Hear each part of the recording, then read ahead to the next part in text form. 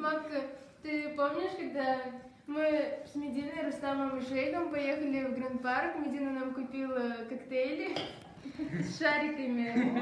Как они назывались? Орти? Чай, Орбис. Друг этими шариками через трубочку.